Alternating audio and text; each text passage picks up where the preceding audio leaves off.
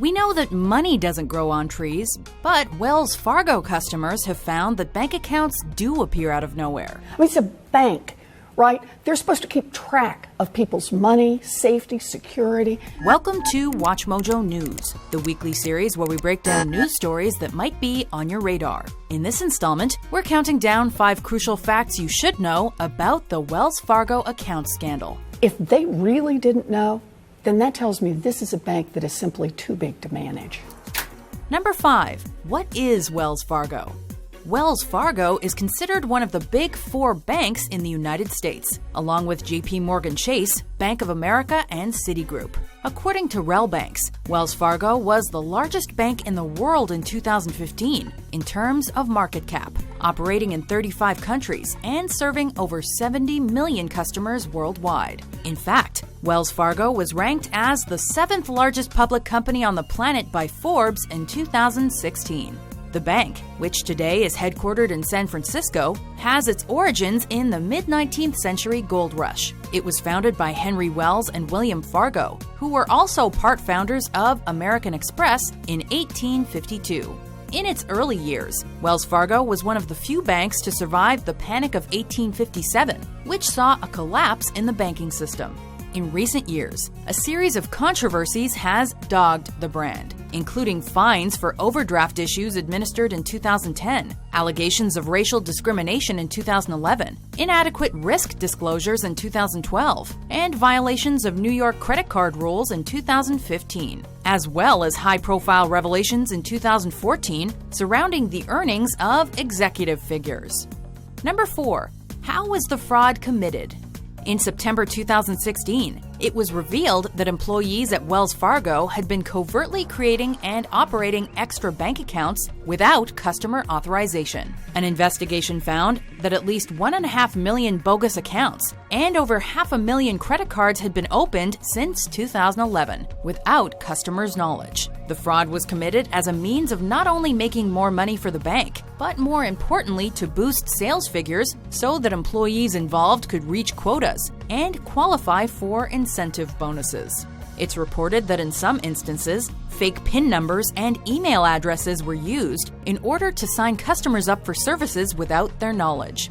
Wells Fargo has taken responsibility for the problem, which has been blamed by some critics on the incentives given to employees, and also seemingly results from inadequate monitoring, checks, and control procedures. Either they knew or they didn't know, in which case, how can you run a giant multinational bank? The bank has been hit with $185 million in fines, $100 million of which goes to the Consumer Financial Protection Bureau Civil Penalty Fund, and it's been ordered to pay a further $5 million as compensation to the customers affected.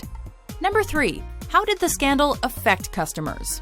In many cases, the extra accounts initially went unnoticed or unquestioned by customers. Small amounts of money were typically transferred from an existing account when the fraudulent new one was opened, a transaction that didn't always draw attention. As some phony accounts were then closed within weeks, customers remained unaware that an extra product had ever been added. However, many people found themselves receiving credit or debit cards in the mail which they hadn't asked for, and being charged fees for accounts they had no idea existed. In some extreme circumstances, it's reported that customers were contacted by debt collection agencies in relation to outstanding fees on unrecognized accounts. Analysts suggest that the dupe was made easier thanks to Wells Fargo's long-established reputation for cross-selling to existing customers. The company looks after banking, loans, mortgages, and credit cards, and reportedly places focus on selling additional services to customers they already have, rather than capturing brand new clients.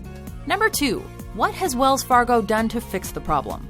Though the bank has neither admitted nor denied the accusations, Wells Fargo has agreed to pay the fines and is expected to change sales practices and incentive structures as a result. At least 5,300 employees have been fired since 2011 for, quote, inappropriate sales conduct in relation to the scandal. And Wells Fargo has promised to assume greater control over and monitoring of customer service. In a memo sent to employees on September 8, 2016, the firm said when it makes mistakes, it is, quote, open about them, and also confirmed that it would, quote, take action. Wells Fargo has also begun repaying all customers involved, reporting that $5 million is earmarked for remediation, with $2.6 million already paid out. The average payment per customer is $25.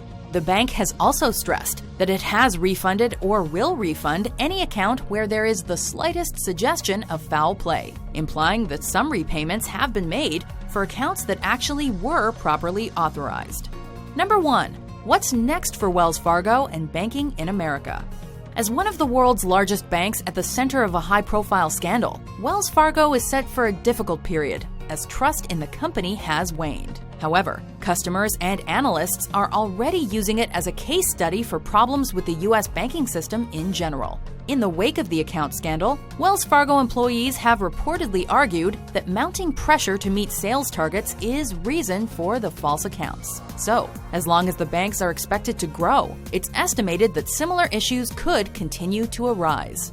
On the one hand, banks face ever-increasing target figures. On the other, there are fewer and fewer people to sell to, which is why firms often look to make more money out of the customers they already have. This problem doesn't excuse Wells Fargo's underhanded tactics, but it does help explain the scandal. As individual refunds remain relatively low, perhaps the most shocking aspect of this story is that over 5,000 individual employees were prepared to con customers and participate in fraud, with some sources reporting that as many as 2 million fake accounts were created. What happened at Wells Fargo reflects company-wide malpractice and has industry-wide implications. Did these facts get you thinking? I bet a lot of people out there are wondering this morning, how do I get my money back? To vote for which news story is covered next, head over to watchmojo.com/suggest. And be sure to hit that subscribe button for more newsworthy top 10s published every week. This was illegal. This was wrong. This was flatly wrong.